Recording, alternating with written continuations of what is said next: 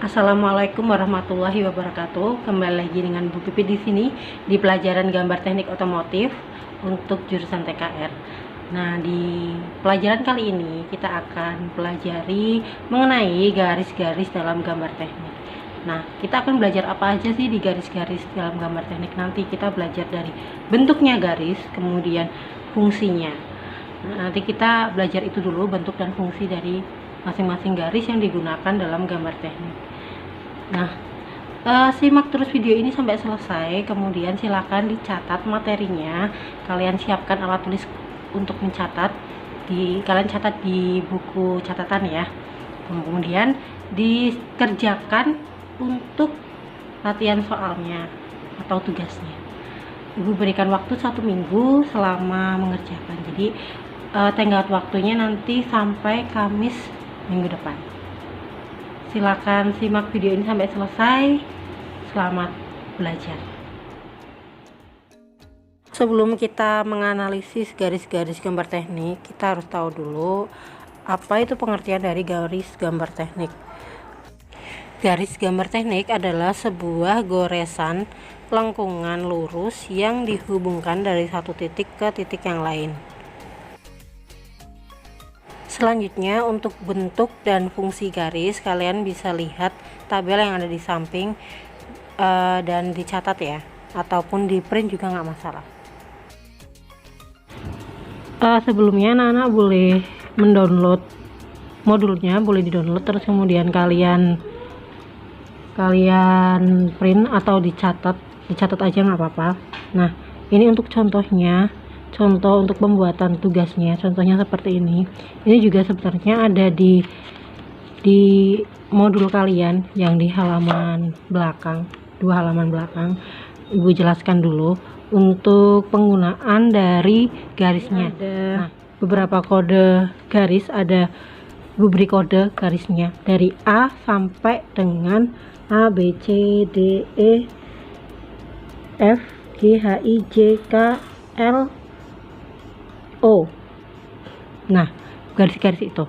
Nah, garis-garis ini kalau kalian perhatikan, dia memiliki bentuk yang berbeda dengan garis yang lain. Contohnya misalnya garis A dan garis B, dia memiliki bentuk yang berbeda, maka dia juga memiliki fungsi yang berbeda pula.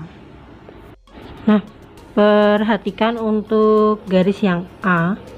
Untuk yang garis yang A itu berarti dari garis yang sebelah sini sampai sepanjang garis ini. Sampai sini sih sebenarnya, sampai dia sini, sampai sini dia A, kemudian ini sampai sini. Jadi garis A itu dari sini kemudian sampai ini, dan bentuk yang ini, intinya kayak gitu. Garis yang A ini seharusnya dia garis kontinu tebal. Ini udah tebal ya, berarti nanti kalian tulis aja di tabelnya. Nanti kalian nulis tabel kayak gini juga. Bentuk garisnya silakan digambar. Nanti dia garis kontinu tebal. Kalian garisnya pakai pensil ya, pensil yang 2B kalau untuk yang tebal. Nah, namanya berarti dia garis kontinu tebal. Fungsinya sebagai apa? Dibuka lagi, fungsinya di sini dia sebagai bentuk dari benda kerjanya. Jadi fungsinya sebagai garis nyata atau garis benda.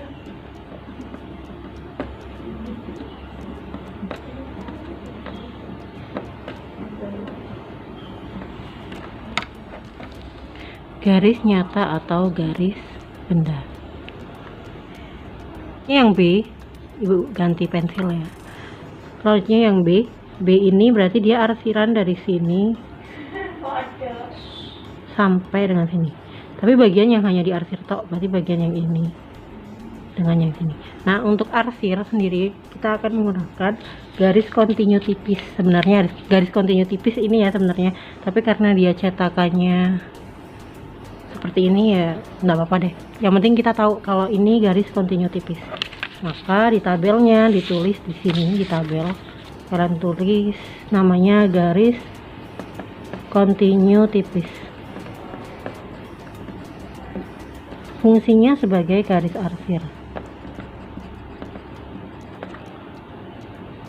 Untuk bentuk garisnya, karena dia arsir maka digambar kotak dulu nggak apa-apa, atau persegi panjang, kemudian kalian gambar arsirnya.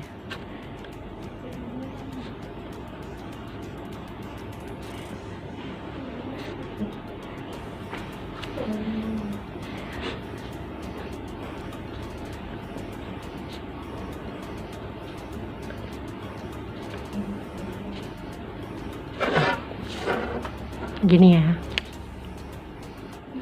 Nah, untuk yang garis yang lainnya sudah ibu siapkan di sini. Untuk ini untuk gambarnya.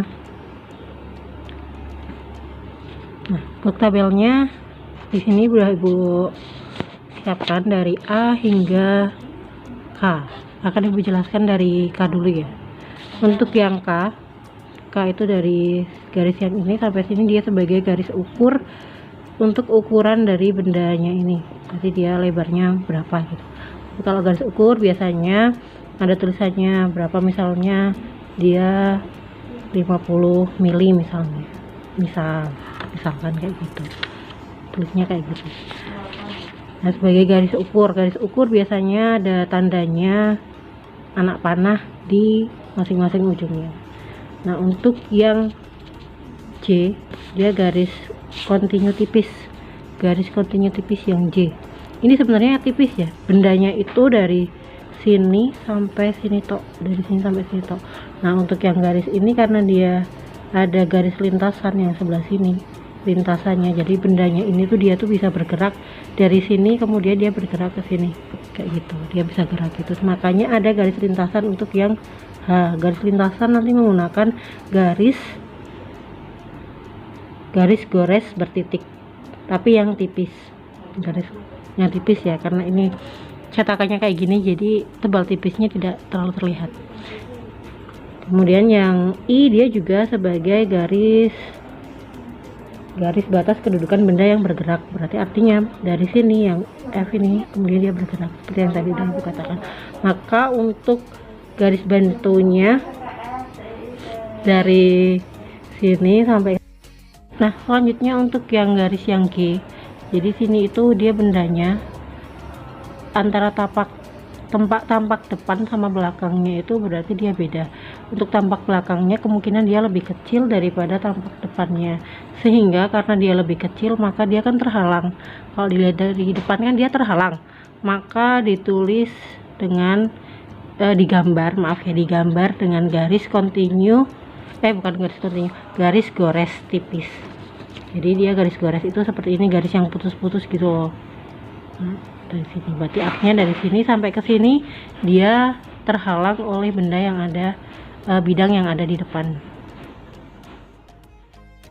Sebagai evaluasi pertemuan kali ini, silakan di-download tugas ini 2 halaman, untuk halaman pertama dan halaman kedua. Halaman pertama soalnya, untuk halaman kedua yaitu tabelnya. Kalian bisa mengisinya langsung di print seperti ini, dua-duanya di print, ataupun bisa kalian catat untuk yang bagian tabelnya saja. Cara mengerjakannya sama seperti yang tadi ibu contohkan untuk materinya. Nah, untuk pengirimannya seperti yang udah ibu katakan di awal, ibu akan memberikan waktu 1 minggu, berarti maksimal hari Kamis minggu depan. Jangan sampai ada yang terlambat karena ini akan masuk ke penilaian ya. Sampai jumpa di pertemuan selanjutnya. Wassalamualaikum warahmatullahi wabarakatuh.